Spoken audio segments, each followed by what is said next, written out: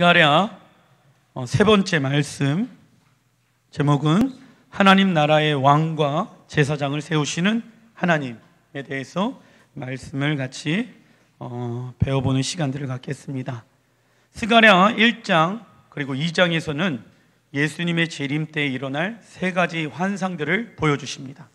그 환상의 내용은요, 예루살렘의 왕으로 예수와께서 입성하셔서 예수님의 열심과 자비와 영광을 예루살렘에 나타내시며, 할렐루야. 우리는 그래서 어디에 거해야 합니까? 예루살렘에 거해야 합니다. 마지막 때가 되어지면은 우리는 에돔, 에서 세상의 사람들 가운데 있지 아니하고 어디를 향하여 올라가야 합니까? 예루살렘. 맨. 그래서 우리가 어디에 입장에 있는가가 굉장히 중요합니다. 저번에도 말씀드린 것처럼 바벨론은 실제 지금 이라크, 이란의 지역을 의미합니다. 그래서 어떤 신학자들은 적그리스도가 지금의 바벨론, 이란과 이라크 지역에서 나올 수 있는 가능성이 매우 높다. 왜 그러냐면 우리 왕 예수와께서도 어디에 오셨습니까? 예루살렘에 오셨기 때문에. 근데 보세요, 아브라함도 어디에서 나왔죠? 갈대아, 우르. 그 지역은 바벨론. 지금 바벨론에 또 끌려가서 포로 생활을 하다가 70년 만에 돌아온 이스라엘 백성들, 유다 백성들 어디에서 포로 생활했습니까? 바벨론. 그리고 예수와께서 예루살렘에 오시게 되어졌을 때 이스라엘 땅을 온전히 차지하게 될 것이며 모든 열방들이 하나님을 경배하며 순종하도록 이끌어 가실 것입니다. 할렐루야. 그리고 나서 스가랴가 네 번째 환상을 보게 되어집니다. 단락 1번 스가랴 3장 1절 시작. 대제사장 여호수아는 여호와의 천사 앞에 섰고 사탄은 그의 오른쪽에 서서 그를 대적하는 것을 여호와께서 내게 보이시랴. 대제사장 여호수아는요, 이스라엘의 지도자였습니다. 구약에 나와 있는 그 여호수아서 있잖아요. 그 여호수아서가 아니라 대제사장, 그 당시 70년 동안 바벨론에서 포로 생활을 하다가 이제 이스라엘로 돌아오게 되어지지 않습니까? 그 이스라엘 백성들 중에 대제사장의 리더십으로 여호수아라는 사람이 세워지게 되어집니다. 그는 약 20년 전에 다른 포로들과 함께 바벨론으로부터 예루살렘으로 돌아왔습니다. 그런데 여호수아의 오른쪽에 누가 있습니까? 사단이 서 있습니다. 그리고 여호수아의 연약한 부분을 참소하기 시작하는데 어떠한 연약함의 부분이냐면 스가랴 3장 3절의 말씀 같이 한번 읽어보겠습니다. 시작. 여호수아가 더러운 옷을 입고 천사 앞에 서 있는지라. 대제사장은 이스라엘 백성들의 모든 죄를 짊어지고 하나님 앞에 나아가 죄사함을 받아내야 할 사람입니다. 그래서 하나님은 대제사장의 옷을 흉배, 에봇, 겉옷, 반포, 속옷, 관띠, 고위를 통하여 거룩하고 특별하게 만들어 놓으셨습니다. 그게 출애굽기에 아론에게 입혀주신 또 하나님의 옷을 상징하기도 하고, 이 옷은요 누구의 옷을 상징하냐면 성경에 보게 되어졌을 때 그 아론의 대제사장의 옷을 만드는 사람들의 특징이 있어요. 지혜로운 영을 가진 자라고 성경에 출애굽기에 쓰여져 있습니다. 지혜로운요, 이 지혜는요 하나님으로부터 오는 것입니다. 그래서 대제사장들의 옷은요 하나님께서 직접 디자인해 놓으셨어요. 사람의 생각으로 만들어 놓은 것이 아니라 하나님이 직접 디자인해 놓으신 옷을 지혜의 영을 가지고 있는 사람들, 지혜의 영은 누굴 뜻합니까? 성령을 뜻합니다. 그 성령을 받은 사람들이 그 대제사장의 옷을 만들기 시작합니다.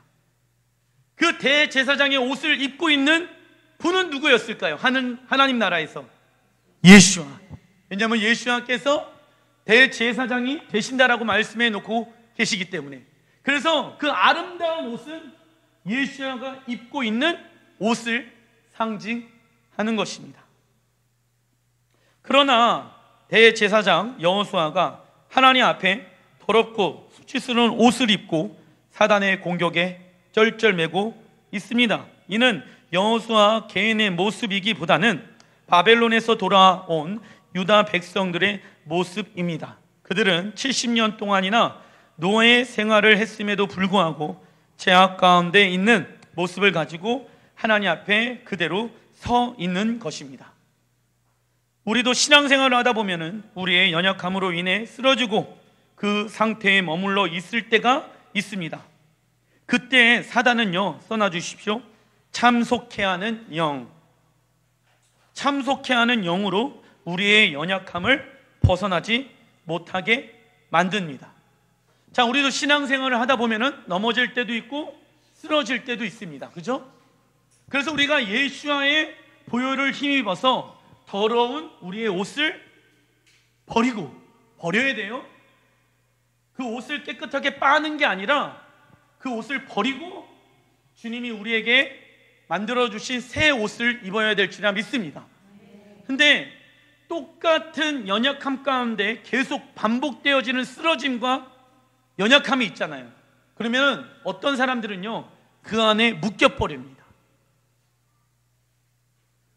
동일한 연약함과 동일한 어떠한 부족함과 죄의 모습들 안에 그냥 주저앉아 있는 사람들이 있어요.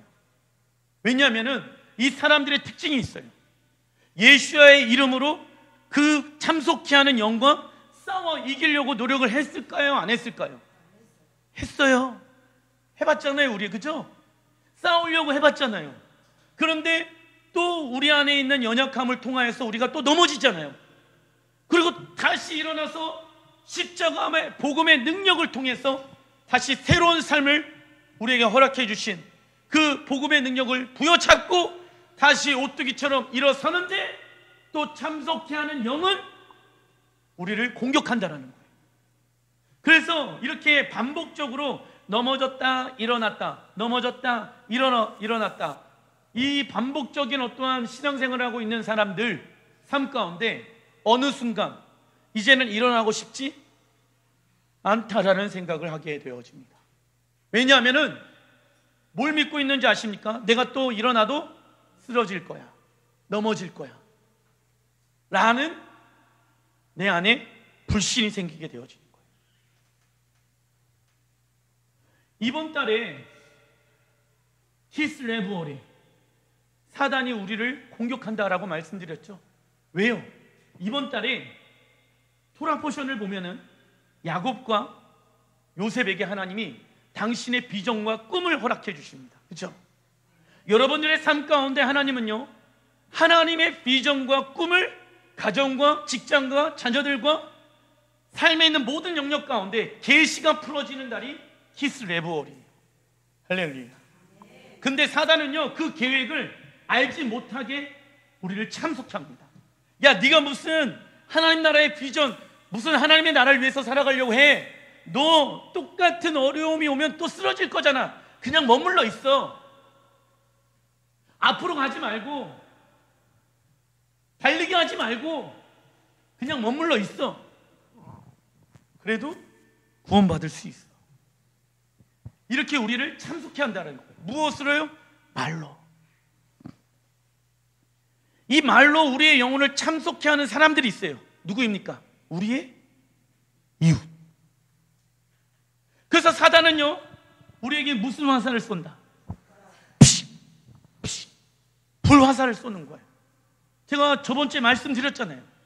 사단은 우리의 마음 가운데 주신 그 하나님 나라의 비전을 빼앗아가려고 이번 달에 불화살을 쏘기로 작정했다라는 거예요. 그러면 불화살은 무엇을 뜻합니까? 하나님의 말씀과 정반대되는 거짓말이라는 거예요. 그런데 그 사단의 말을 듣다 보면은 거짓말 같아요? 사실 같아요? 그걸 분별할 줄 알아야 한다. 근데 그 화살을 누가 쏜다? 내 옆에 있는 이웃의 말을 통해서 우리의 영혼을 참속해 한다는 거예요. 그러면 그때 우리는 마음이 어떻게 되어집니까? 상하게 되어져요. 그래서 하나님의 말씀을 무엇하게 되어질까요? 잃어버리게 되어지는 거예요. 이게 사단의 이번 달에 계획해 놓은 계획이라는 거예요. 우리는 그 계획을 알아요, 몰라요? 이제 압니다. 그러면은 우리는 사단이 불화살을 쏠 때 어떻게 해야 합니까? 믿음의 방패를 들어야 하는 것 아니겠습니까? 믿음의 방패, 하나님이 여기까지 인도해 주셨고 앞으로도 우리의 삶을 인도해 주실 것이야. 지금 사단아, 네가 말하는 거 사실이야.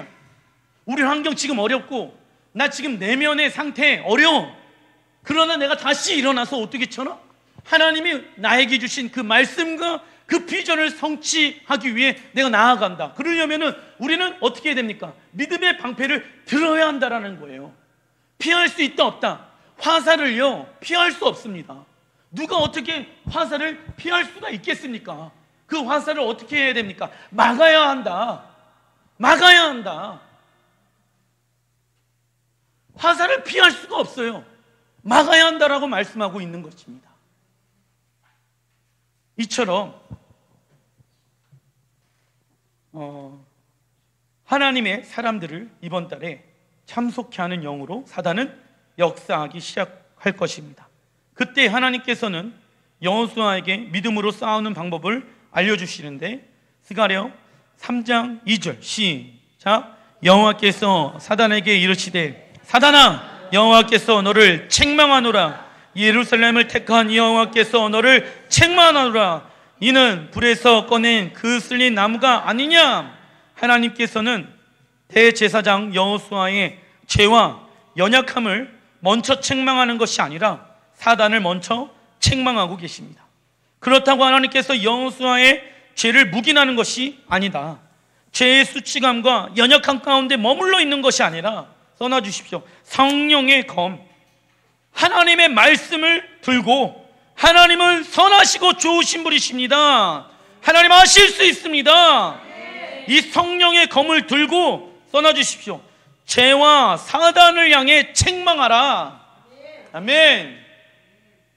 죄 가운데, 연약함 가운데 주저앉아서 머물러 있는 것이 아니라, 사단아, 내가 하나님의 이름으로 너를 책망하노라. 예수와의 이름으로 명하노니 떠나갈지어다.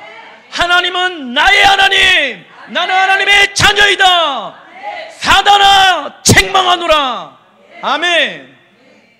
사람과 환경을 책망하는 것이 아니라 사단을 책망하는 여러분들 되시기 주님의 이름으로 축원드립니다. 예. 그러나 사단은 밤낮 쉬지 않고 여호수아 어디에서요? 오른쪽에서 수군거리며 참소하게 할 것입니다. 이처럼 사단은, 써놔주십시오, 이웃에 참소하는 말, 이웃에 참소하는 말을 통하여 우리를 참속케 한다. 그 이웃은 어디에 있어요? 우리 오른쪽에 있다. 예. 항상 적은 가까운 곳에 있습니다. 아시겠죠? 예. 전화 통화를 하면서 우리가 사람들을 참속케 하는 말을 할 수도 있습니다. 가정에서도 마찬가지이고, 직장에서도 마찬가지이고, 교회에서도 참속케 하는 말을 하는 사람들이 있다라는 거예요. 그러면 우리는요, 살리는 말을 해야 하고 세우는 말을 해야 합니다. 할렐루야.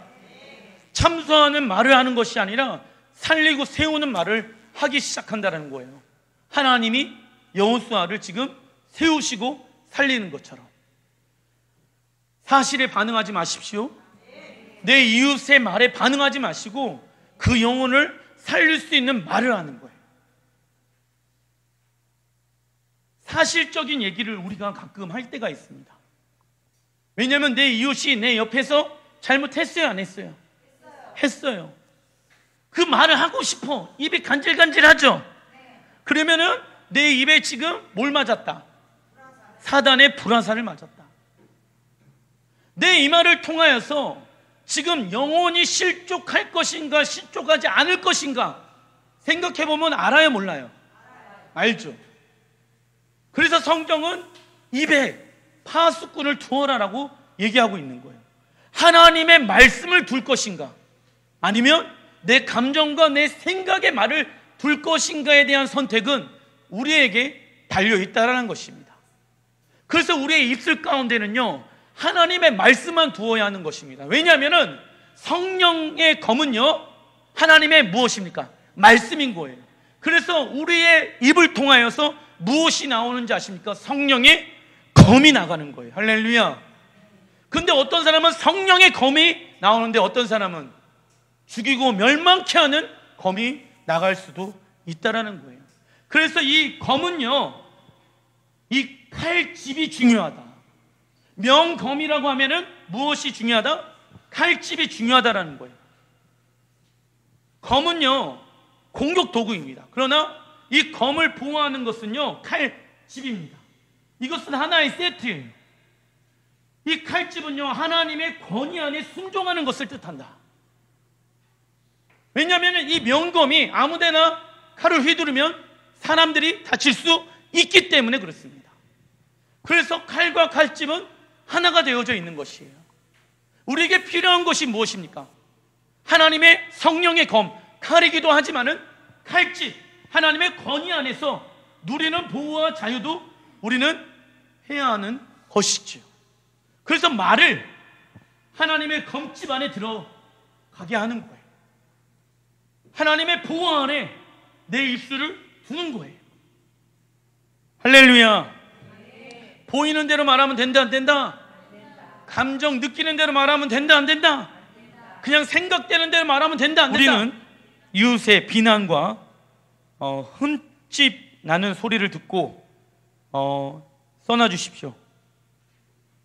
인정하는 것이 아닌, 우리는 이웃의 비난과 흠잡는 소리를 인정하는 것이 아닌 이웃을 향한 하나님의 마음 써놔 주십시오. 이웃을 향한 하나님의 마음을 가져야 합니다. 즉 예수님의 십자가에 못 박혀야 할 자기의 연민, 동정심과 같은 것을 고수하면서 동시에 사단을 정복할 수 있습니까? 없습니까? 근데 사람들이 자신의 연민과 동정심을 유발할 때가 있어요. 이게 무슨 얘기냐면, 쉽게 얘기하자면 내 편이 되어줘, 내 말에 동의를 해달라는 거예요. 그래서 사람들한테 이 사람에 대한 사실적인 얘기를 합니다. 거짓을 얘기한다라고 얘기하는 게 아니에요. 사실을 얘기해요. 사실을. 그런데 그 사실을 얘기하면서 내 말이 맞지? 자기 연민과 동정심의 하나가 되어지길 원한다라는 거예요. 그걸 누가 원할까요? 여호수아 옆에 있는 참석케 하는 영, 사단이 원하는 이처럼 것입니다. 사단은 써놔 주십시오. 우리의 삶의 내면을 보지 못하게 합니다. 물론 내면의 세계를 보는 것은 괴로운 일일 수도 있습니다. 그러나 우리의 삶의 내면을 보지 않는다면 써놔 주십시오. 진정한 변화가 일어나질 못한다. 내가 왜 이 사람의 말을 듣고 이렇게 반응할까? 왜 하나님의 말씀을 아는데도 불구하고 왜 내 내면의 소리는 이렇게 복잡할까? 이거를 보셔야 된다는 거예요. 물론 그 상대방이, 그 환경이 어려울 수도 있고 잘못되어질 수도 있습니다. 그러나 나는 왜 이러한 상황이 되어지면 나는 왜 이러한 결정을 계속 내릴까? 근데 이게 반복적이에요? 반복적이지 않아요? 반복적이다라는 거예요. 그래서 사단은 처음으로 돌아가서 계속 우리가 쓰러지고 연약하고 넘어지는 영역을 계속 집중하게 만든다라는 거예요. 그때 우리는 뭘 선포해야 됩니까? 나는 하나님의 자녀다. 하나님의 좋으신 분이시다. 하나님 선하신 분이시다. 이해가 되든 안 되든 그건 중요하지가 않아요. 하나님 선하신 분이셔. 그래서 하나님이 무엇 하십니까? 그 사단을 책망하게끔 하셔야 된다는 거예요. 누가? 우리가. 그 영혼이 잘못한 것은 맞아요. 그러나 하나님, 그 영혼을 사로잡고 있는 사단을 책망하여 주시옵소서. 아멘. 우리 남편과 아내와 자녀를 사로잡고 있는 이 참속해 하는 영을 책망하여 주시옵소서. 이거를 선포해야 한다. 이걸 누가 들으십니까? 하나님이 들으세요. 그런데 우리의 말을 듣고 있는 대상이 또 있어요. 누구예요? 사단이에요. 참속해 하는 영이 우리 어디에 있다? 오른쪽에 있다. 잊지 말라는 거예요. 우리의 삶 가운데 하나님도 동행하시지만 사단도 우는 사자같이 우리를 지켜보고 있다는 거예요. 어디에 있어? 바로 오른쪽에서, 가장 가까운 곳에서, 내 내면 안에서 상처와 쓴뿌리와 연약함과 날마다 계속 반복되어지는 그 쓰러짐을 사단이 붙잡고 있으면서 우리를 참속해 하고 있다라는 것입니다. 그러나 그 영역을 뛰어넘지 못한다라고 하면은 성장과 성숙은 일어날 수가 없습니다. 왜 그런지 아십니까? 계속 내 영혼이 성장과 성숙이 일어나지 못하게끔 사단이 우리의 영혼을 무엇합니까? 참속해 하잖아요. 그냥 앉아있어, 그냥 쓰러져 있어, 그냥 예배 갔다 오고 나서 그냥 이렇게 계속 살아가는 거야. 어쩔 수 없어, 이 굴레에서 벗어날 수 없다니까. 그리고 그냥 천국만 가면 되잖아. 이렇게 우리를 참속해 한다는 거예요. 일어나려고 해봤잖아. 그런데 또 쓰러지잖아. 또 일어나려고 했는데 그때 또 쓰러지고 또 마음 힘들고 너만 힘들잖아. 너가 잘못한 게 없잖아. 사실이에요, 사실이 아니에요? 사실이잖아요. 그러나 우리는 그 사실에 반응하는 자가 아니라는 거예요. 진리에 반응하는 자인 것입니다. 근데 사람들이 왜 그렇게 살고 싶지 않은 줄 아십니까? 더 이상 상처받고 싶지가 않거든. 마음의 문을 열고 이웃들을 향해서 연합하려고 한번 해봤습니까? 아니에요. 여러 번 수도 없이 많이 해봤어요. 그런데 그게 내 힘으로 됩니까? 안 됩니까? 그래서 우리는요, 우리의 죄를 사해 주신 예수님의 십자가의 사랑으로 우리의 상한 마음들을 씻어야 한다는 거예요. 왜냐하면 하나님의 말씀에 순종하려고 하는데 내 안에서의 상처와 쓴뿌림으로 인해서 말씀에 순종하지 못하게끔 걸림돌이 되어진다는 거예요. 사단은요, 우리의 내면 안에 있는 상태를 직면하지 못하게 만듭니다. 사람들이 이렇게 말해서 그래, 환경들이 이래서 이래 라고 하면서 핑계대게끔 한다는 거예요. 그러나 내가 사람에 반응하는 사람입니까? 환경에 반응하는 사람입니까? 아니면 하나님의 말씀에 반응하는 사람입니까? 우리는 너무 쉽게 하나님의 말씀에 반응하는 자입니다 라고 얘기를 합니다. 그러나 실질적인 이웃과의 관계 가운데, 삶에 있는 영역 가운데 사람의 말에 반응하고 있지 않는가를 우리는 살펴봐야 하는 것입니다. 그래서 우리의 마음 가운데 있는 참소자 사단의 말을 쫓아내고 하나님의 말씀을 새겨야 하는 것입니다. 할렐루야. 중간 2번 스가랴 3장 4절 시작. 여호와께서 자기 앞에 선자들 예수님에게 명령하사 시작. 그 더러운 옷을 벗기라 하시고 또 여호수아에게 이르시되 보라, 내가 내 죄악을 제거하여 버렸으니 내게 아름다운 옷을 입히리라. 써놔 주십시오. 제사장의 옷, 대제사장의 옷. 이 옷의 주인은 누구이십니까? 예수와. 할렐루야. 우리에게 그 옷을 입혀주시길 원하신다. 그러려면은 우리는 무슨 옷을 벗어 버려야 합니까? 더러운 옷. 여호수아의 더러운 옷을 깨끗한 옷으로 바꾸는 모습은 써놔 주십시오. 예수님의 십자가 공로, 예수님의 십자가 공로를 의미합니다. 조금 전까지만 해도 여호수아는 죄인의 옷을 입고 있었으며 여호수아는 누구의 것이었습니까? 사단의 것이었습니다. 그러나 하나님께서 여호수아의 더러운 옷을 벗기시고 아름다운 옷을 입으라고 명령하십니다. 사단은 더 이상 여호수아를 자신의 것이라고 권리를 주장할 수 없습니다. 할렐루야. 아무 말 못해요. 더러운 옷을 입고 있는 상태에서는요, 사단이 권리를 주장할 수 있어요. 하나님, 제 지금 더러운 옷을 입고 있잖아요. 그러니까 얘는요, 저희 거예요. 하나님이 그렇게 말씀하셨잖아요. 불순종이란 사단이 합법적으로 우리의 영혼을 지배할 수 있게 하는 것이라고 제가 말씀드렸잖아요. 우리가 불순종을 행하게 되어졌을 때, 하나님의 말씀에 순종하지 않게 되어졌을 때 우리는 더러운 옷을 입게 되어지는 것이에요. 그때 하나님은 뭐라고 말씀하신지 아십니까? 더 이상 너는 나의 것이 되어질 수 없다라는 거예요. 왜냐하면 하나님은 거룩하신 분이시거든. 그래서 이 더러운 옷을 벗어버리고, 할렐루야, 벗어버려야 되는 거. 버리는 것은 누가 버려야 하는 것입니까?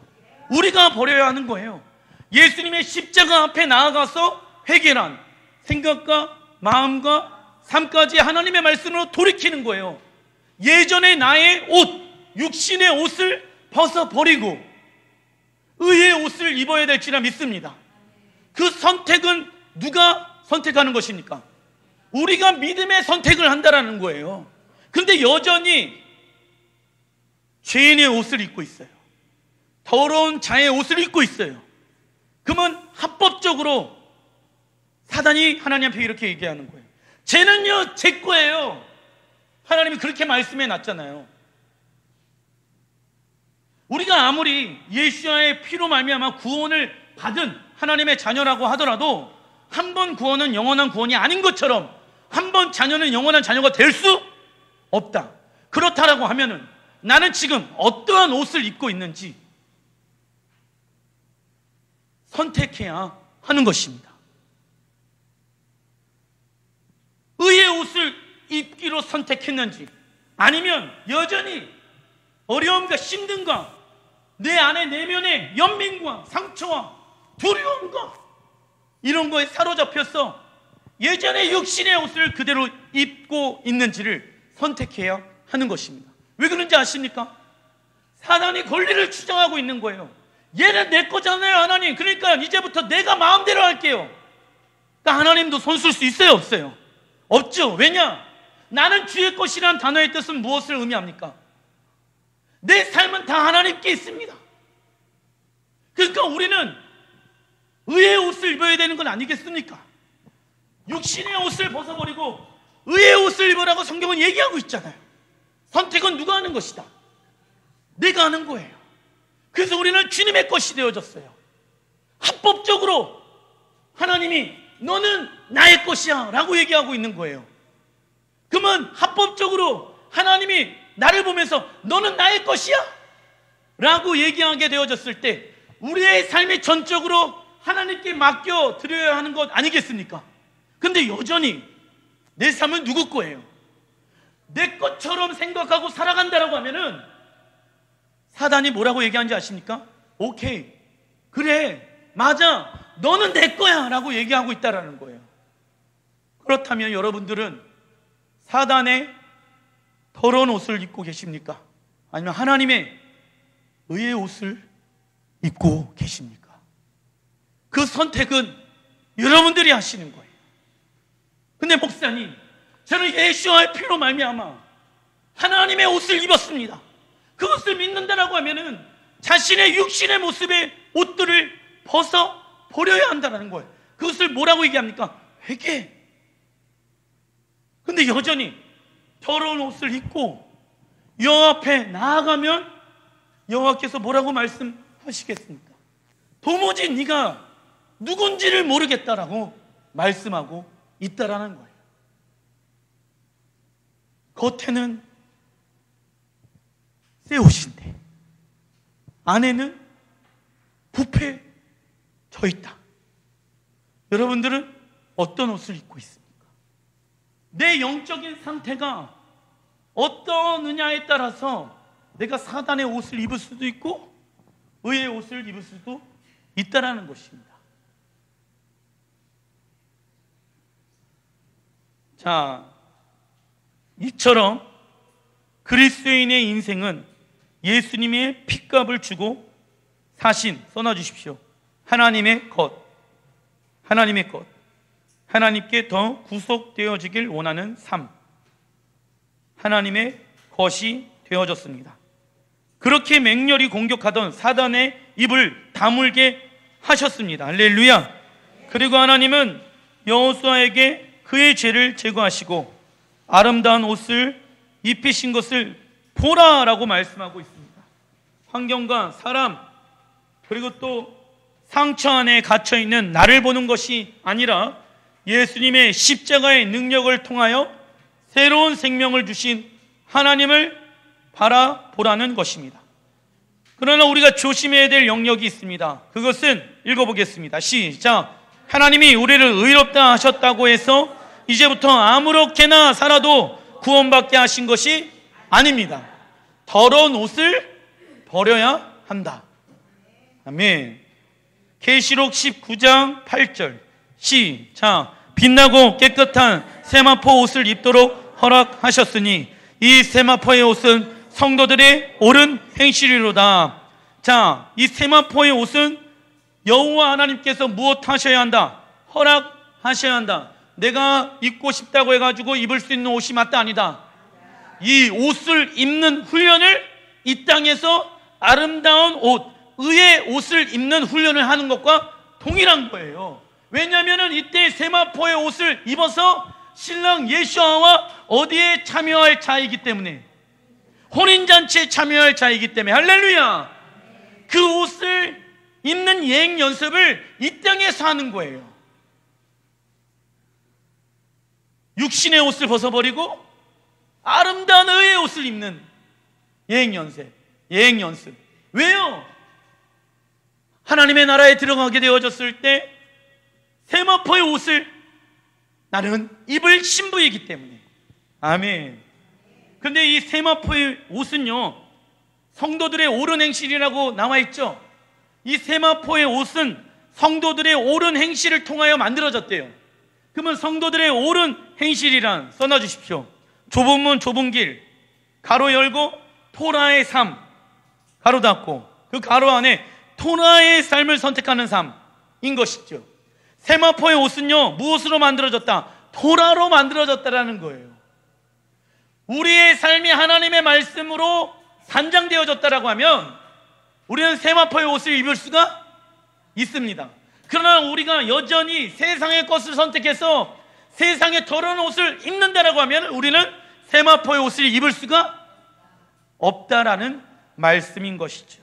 이처럼 우리는 날마다 더러운 옷들을 벗어버리고 혼인 예복인 세마포를 입는 삶을 살아가야 합니다. 예수님의 피로 모든 행실에 거룩한 자가 되어야 한다. 99%가 아닌 몇 프로? 목사님, 저는요 99.99%는 되는데 0.001%가 안 돼요. 주님은 완전한 거룩한 삶을 우리에게 무엇 하십니까? 요구하고 계신다. 왜요? 내가 빛나고 깨끗한 세마포의 옷을 입어야 하기 때문에. 그래서 그러면 목사님 100% 거룩한 삶을 유지하는 사람들이 있습니까? 예, 있습니다. 누구일까요? 날마다 십자가 공로를 힘입어 보좌 가운데 나가는 자들인 것이죠. 신앙생활을 한 지 너무나도 오래되었음에도 불구하고 여전히 더러운 옷들, 세상의 방법으로 돈을 벌고 쓰는 방법, 음란하고 방탕한 삶, 미워하고 시기하는 삶 등등 이러한 옷을 입고 있으면 사단은 써놔 주십시오. 우리를 자신의 것이라고 권리를 주장합니다. 우리를 자신의 것이라고 권리를 주장합니다. 그래서 하나님은 너희의 더러운 옷을 예수님의 이름으로 벗어야 한다고 말씀하고 있습니다. 그래서 여러분들, 사단은요 작은 타협으로 일한다라고 제가 말씀드렸죠. 작은 거짓말로 일하기 시작하는 거예요. 거짓말을 하다 보면은 또 다른 거짓말을 하기 시작합니다. 그렇죠? 그래서 더 크게 거짓말을 하는 사람이 되어져. 스가랴 3장 5절 시작. 내가 말하되, 이제 이 내가 말하되는 이 스가랴의 중보기도를 뜻합니다. 시작. 정결한 관을 그의 머리에 씌우소서 하매 곧 정결한 관을 그 머리에 씌우며 옷을 입히고 여호와의 천사는 곁에 섰더라. 여호와의 천사가 우리의 곁에 서게 되어지는 거예요. 그렇죠? 사단이 찍소리하지 못하고 떠나가게 되어지잖아요. 우리 곁에 사단이 있었잖아. 우리가 무슨 옷을 입었을 때, 더러운 옷을 입게 되어졌을 때. 근데 하나님이 그 사단을 책망하시고 나서 사단이 떠나가게 되어지고 우리 곁에 누가 계십니까? 천사가 있습니다. 할렐루야. 그래서 이 천사는요 예수와를 뜻한다라고 제가 말씀드렸잖아요. 그래서 우리가 말을 하면서 예수와가 우리 옆에 있어야 되는 거예요. 그죠? 사단이 우리 옆에서 속삭이면 된다, 안 된다? 안 된다. 스가랴 3장의 내용은 여호수아의 대제사장 대관식 장면입니다. 스가랴가 하나님께 정결한 관을 여호수아에게 쓰여달라고 중보기도 요청하고 있습니다. 정결한 관을 구하는 이유는 대제사장의 사명과 그리고 또 왕의 사명, 직분을 감당하기 위함입니다. 이 대제사장의 직분을 감당하기 위해서는 어떠한 기름 부으심? 성령의 기름 부으심이 필요하다라는 거예요. 우리가 아름답고 깨끗한 의의 옷을 입었다라고 하면은 제사장으로서 이제 우리는 역할, 직분을 감당해야 합니다. 그래서 성령의 기름 부으심을 받아야 하는 것이죠. 제사장의 특권 중에 특권 무엇입니까?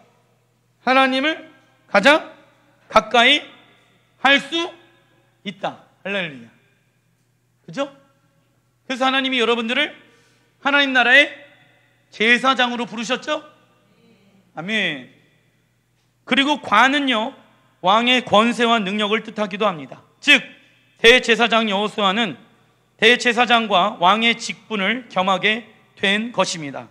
그 내용이 계시록 20장 6절에 나와 있습니다. 시작. 그들이 하나님과 그리스도의 제사장이 되어 천년 동안 그리스도와 더불어 왕 노릇하리라. 천년왕국 왕의 직분을 감당하는 자란, 시작, 이 땅에서 하나님 나라의 삶의 원리를 가지고 써놔주십시오. 믿음으로 살아가는 자, 믿음으로 살아가는 자, 이 자가 하나님 나라 천년왕국에서 왕의 직분을 감당하게 될 것입니다.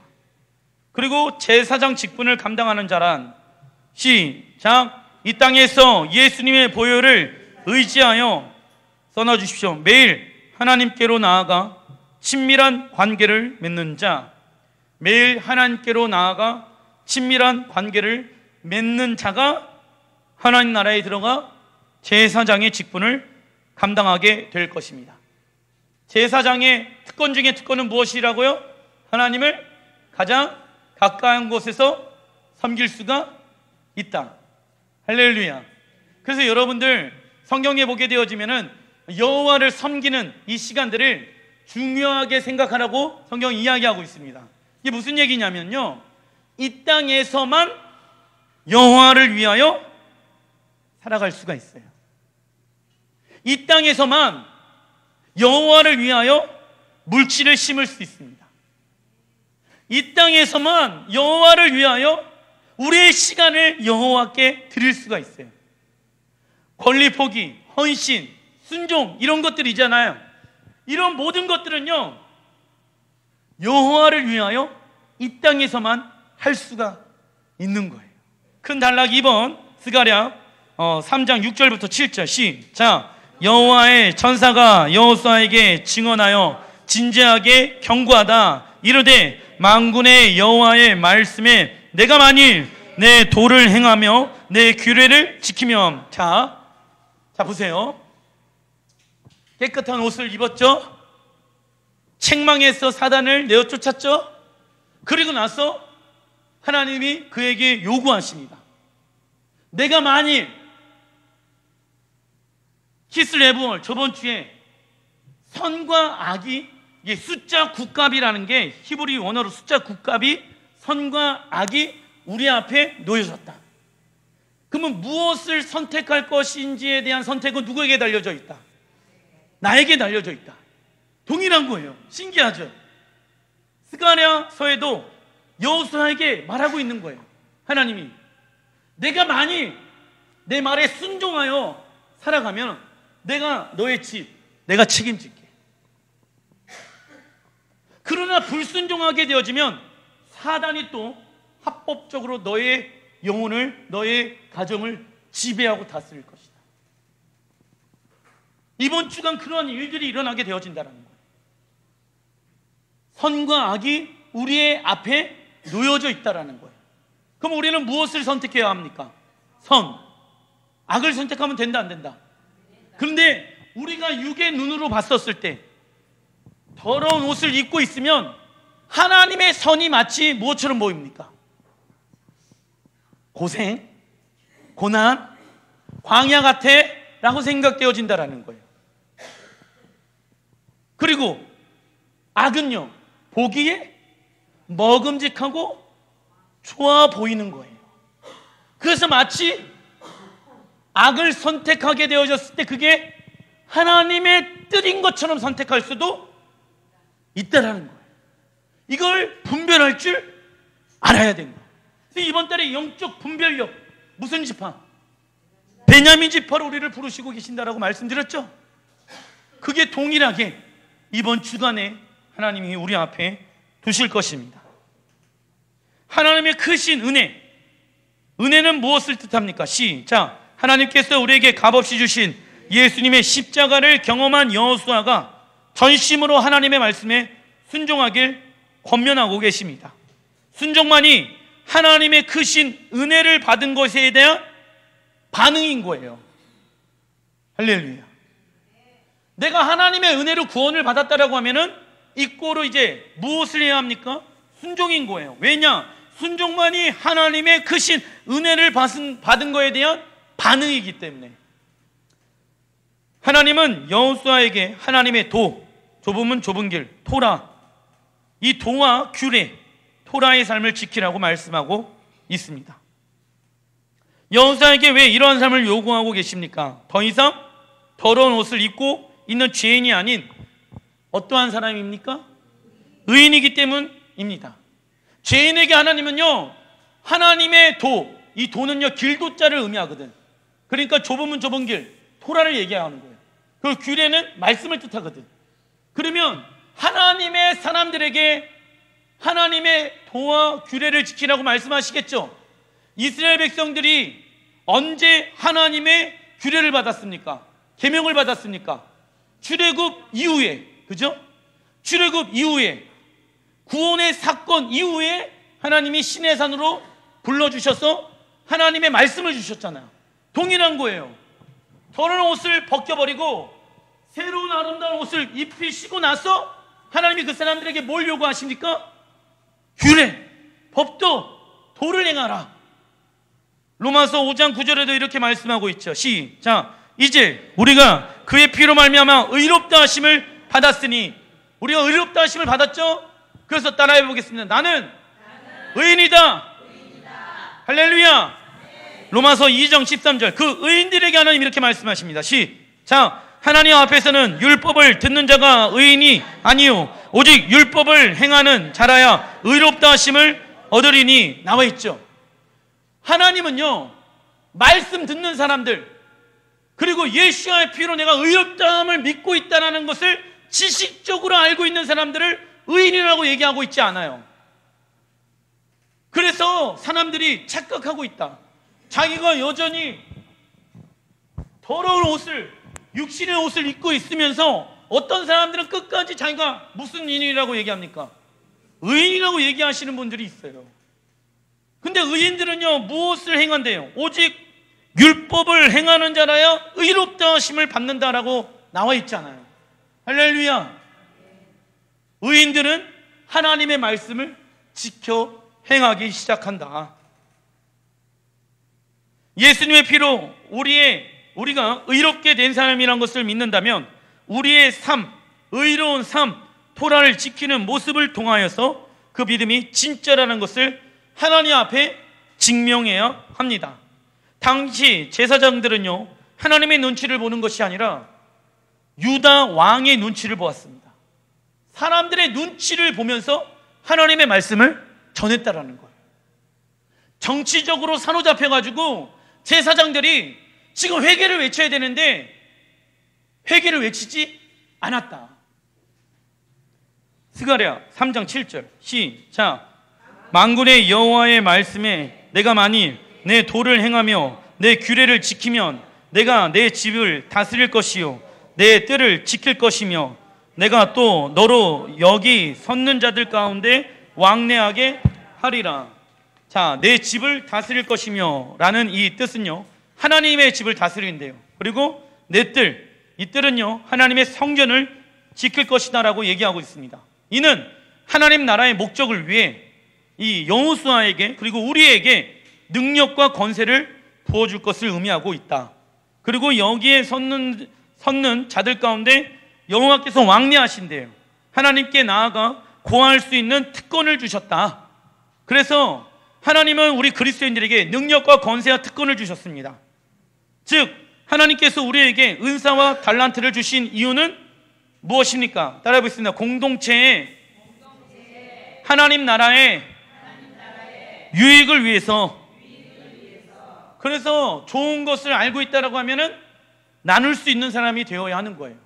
할렐루야. 공동의 유익을 위해서. 이러한 능력과 권세와 특권을 주신 이유가 다음 구절에 나옵니다. 스가랴 3장 8절 시작. 대제사장 여호수아야, 너와 내 앞에 앉은 내 동료들 여호수아와 다른 제사장들은 내 말을 들을 것이니라. 이들은 예표의 사람들이라. 여호수아와 다른 사람들의 제사장들은 예표의 사람들이라고 얘기하고 있습니다. 이는 실제가 오기까지, 이 실제는 예수아를 뜻해요. 대제사장인 예수아가 오기 전까지 그의 실체의 성격을 간접적으로 사람들에게 보여주는 일종의 상징이라는 것입니다.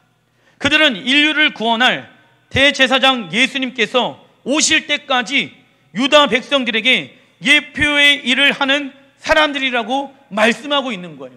그러니까 보세요. 거룩한 옷을 입고 나서 하나님이 돌을 따르라 규례를 따르라 라고 얘기하고 있죠. 그 말 즉슨 이 신부는 무엇으로 단장해야 합니까? 하나님의 말씀으로 단장해라는 거예요. 왜? 너희들이 예표이니까. 너희들의 모습을 통해서 많은 이들에게 예수아가 다시 오실 것을 보여주라는 거예요. 우리의 삶의 모습을 통하여서. 어떤 모습? 거룩한 옷을 입고 하나님의 말씀에 순종하기로 선택한 그러한 모습들 있잖아요. 이처럼 우리도 하나님의 말씀으로 단장하여 세상 가운데 예수님께서 오시는 길을 예비하는 역할을 감당해야 합니다. 아가서 8장 8절에 이렇게 나와 있습니다. 시작. 우리에게 있는 작은 누이는 아직도 유방이 없구나. 그가 청혼을 받는 날에는 우리가 그를 위하여 무엇을 할까라고 얘기하고 있습니다. 우리에게 있는 이 신부를 뜻해요. 신부의 삶 가운데 누가 있냐면 작은 누이가 있습니다. 이 작은 누이는요 특징을 가지고 있는데 젖을 먹일 수 있는 유방이 없다라고 얘기하고 있습니다. 이 말은 은유적인 건데 써놔 주십시오. 유방은 하나님의 말씀을 뜻하고 있습니다. 작은 누이는요 아직도 하나님의 말씀이 없다라고 얘기하고 있는 것이에요. 그리고 작은 누이는 자신의 생각과 감정에만 초점을 두는, 써놔 주십시오, 영적 유아의 상태, 영적 유아의 상태이며 상처와 연약함이 많은 사람입니다. 그런데 이 신부의 걱정이 무엇이냐면 하나님의 말씀이 없으면 이 8절 후반절에 보면 그가 청혼을 받는 날에는 우리가 그를 위하여 무엇을 할까? 그도 작은 누이도 하나님의 청함을 받아야 된다는 거예요. 신부는 신랑이 있겠죠. 신랑 예수아가 이 땅에 와서 신부들을 불러 일으켜 세우실 것인데 작은 누이가 하나님의 말씀이 없다 보면 어찌 그 청함에 그가 응할 수 있겠느냐 이 얘기한 거예요. 걱정인 거예요. 신앙생활을 오래 했는데도 불구하고 그의 삶 가운데 하나님의 말씀에 성장과 성숙이 없다라고 하면은 하나님 보시기에는 근심거리라는 거예요. 근데 우리의 신앙이 왜 성장과 성숙이 없겠습니까? 생명이 없다라는 뜻이에요. 생명이 있어야지 자라나잖아요. 근데 생명이 없기 때문에 자라남이 없는 거예요. 이 작은 누이의 특징, 하나님의 말씀이 있다 없다? 없는 거예요. 그러니까 어찌 신랑 예수아가 오시는 그날에 우리는 그를 위해서 무엇을 할까? 우리가 거룩한 주님의 신부로 단장되어져 있는 사람이라고 하면은 내 주변에 있는 영혼들, 우리 가족 중에 예수야를 믿기는 믿는데 여전히 더러운 옷을 입고 있는 우리 남편과 아내와 우리 자녀들, 성장과 성숙이 없는 우리의 친척들, 이웃들, 내가 그 영혼들을 위하여 나는 무엇을 하면 좋을까? 이 고민을 우리가 해야 한다는 거예요. 왜요? 우리는 예수야가 올 길을 예비하는 신부이며 예표이기 때문에. 그래서 그러한 삶들을 하나님은 우리에게 요구하고 계시는 거예요. 알아서 뭐 신앙생활 하겠지, 천국만 가면 돼. 성경은 일관적으로 그렇게 구원을 받는 것이 아니라고 얘기하고 있다는 거예요. 아름다운 옷을 입혀주고 나서 하나님이 동화 규례를 지키라고 명령하시죠. 왜요? 구원을 받았으니까. 할렐루야. 그리고 난 이후에 예표의 삶을 살아가라. 예수아가 이 땅 가운데 오실 것이다. 대제사장 예수아가 와서 이 땅을 정복하고 다스릴 것이다. 그 예표의 삶을 너희들이 살아내라. 너의 이웃들을 봐라. 너의 자녀들을 봐라. 말씀으로 양육해라. 그가 작은 노예에 있지 않게 하라. 할렐루야. 그러한 차로 여러분들을 하나님 부르시고 계십니다.